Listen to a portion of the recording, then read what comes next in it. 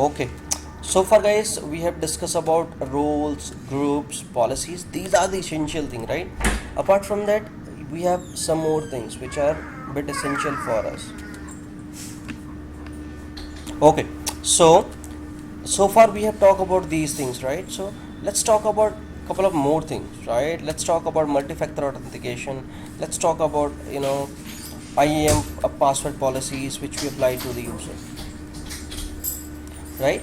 So far guys, you have ability to enable multi-factor authentications, SAML authentication in the AWS also, right? You can have more things. You can create your organizations also here. Now if I go to my credential here, right, if you see here, it says signing certificates. You can also enable the signing certificates if you have, right? You can go ahead here and create upload your signing certificate. This is something like, you can say, single sign-on, right? So we're gonna talk here about multi-factor authentication, right? How you can enable the multi-factor authentication. That means the user cannot directly log into your service, to your account, right? You have to go to assign MFA device, click on manage, right? Here again you have a multiple option. Virtual MFA, I mean, you must be using some RSA token, right, in your organization sometime. So this is the kind of RSA token. U2F security keys, if you have UB keys or any other compliant U2F devices, sometime आपने देखा होगा cards या chip या कोई card है you will be using in your organization in MNCs, right? The other hardware MFA device, Gemalto token, if you have those hardware available with you, you can also integrate them here. We don't have anything, right? We have MFA, virtual MFA device here. So for that, what you can do is you can install Google Authenticator, right? If you click here, right, here it shows you the list of compatible applications, so you can go ahead and see, and it will ask you to scan this QR code, right? So let's go ahead and see the some of the device here. Virtual MFA device, right? It says virtual MFA device, universal second factor security keys, these devices, and let's see some virtual, right? In virtual we need, it has these devices, right? It's DAO, Last Authenticator, Microsoft Authenticator, Google Authenticator. So let me quickly go to my you can say App Store and download this Google Authenticator for me. I am searching for Google Authenticator. Here I get it. I'm installing it quickly. So that's installing now.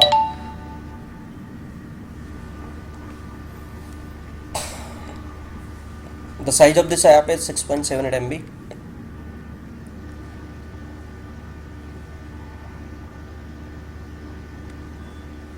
Okay, it's installing now. So I have opened the app, right, and click on get started. You will get the scan a QR code. Just click on that code and allow your camera to scan this code, right? So click here to show QR code, and now scan this code, right? As soon as you scanned it, Amazon Web Service account would become here you'll be able to see that, right? So click on add account,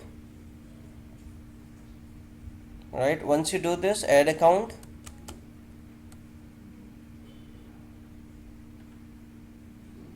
so this is doing something. You'll have to wait for some time maybe.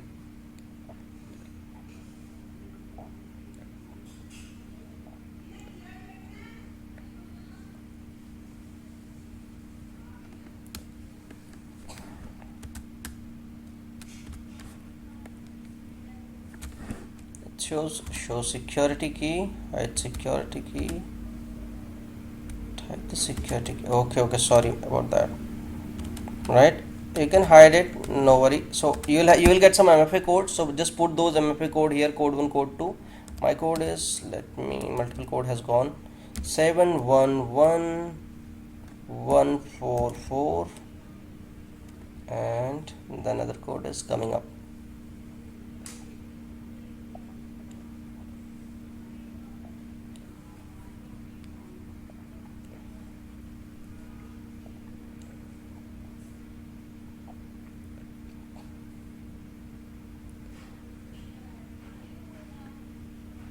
Okay, it's 002734. Here we go.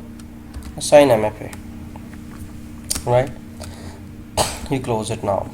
Right, now let's try accessing this user now. So let me open my incognito window here, put my user. The user was tab 2, I think. Yeah, it's tab 2.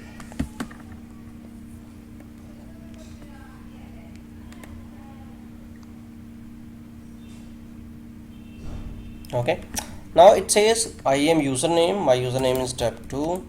My password is star. Okay, click on sign in. It will ask you for the MFA authentication. You can add this MFA authentication with your root user also.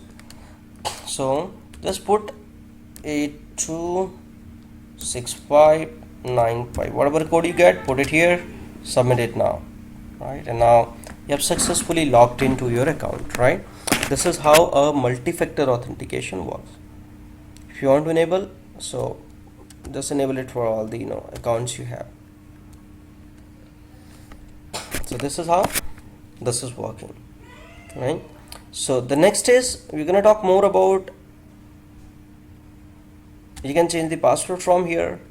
I'll talk about the identity providers or directly about the account settings now. So let's leave it. I wanted to go talk about, let's go here now. Let's go to my security credential itself again. It has landed us to the same page. The first you see multi-factor authentication option again here. If you want to activate MFA for your root device, I mean for your root account, go ahead and do it. Right, I'll not do it now. You can try it. Right, so in the same way, now access key and secret key for your root account. If you want, you can have access key and secret key for your root account here. Remember, if you do not take the backup or copy the file, so next time you will not get the access key for root account also. So you'll have to delete it and you have to create the new access key. Right, so these are the keys basically I have shown you for the users also. Never ever give this root key to any developers, right? They can destroy your account. So remember this also. Just create a user, create access keys, and with them give them roles, give them policies. Never ever give the root access. Remember this. CloudFront keys, if you need CloudFront keys, you can give them from here.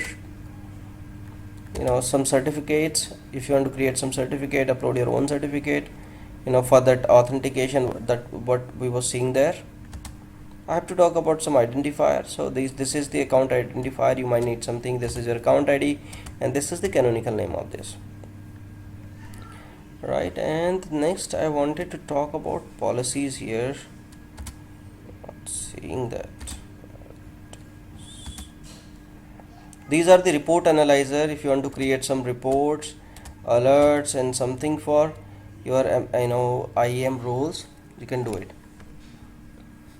These are the, like you can say, some log aggregator kind of tools where you can see graphs and data coming here. You can pull your credential reports, service protocols from this analyzer tools. This is just an analyzer which can help you to analyze the load, policies, everything from here.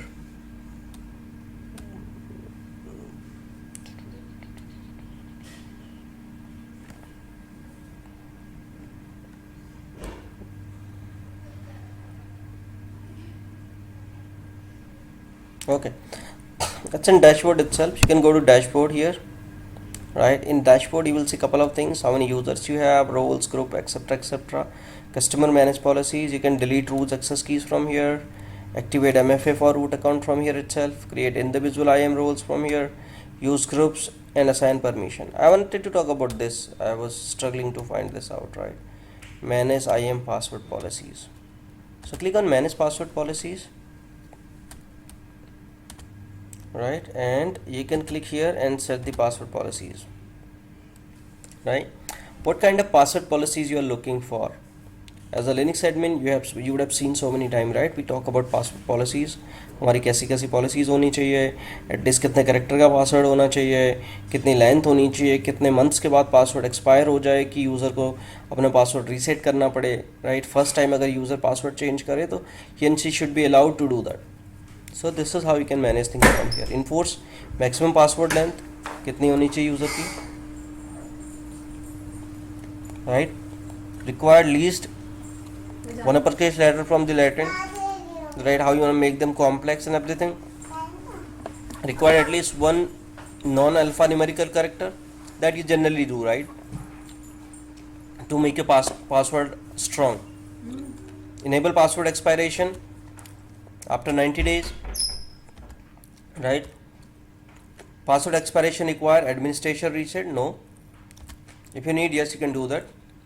Allow user to change their own password, right, you can do that. Prevent password reuse.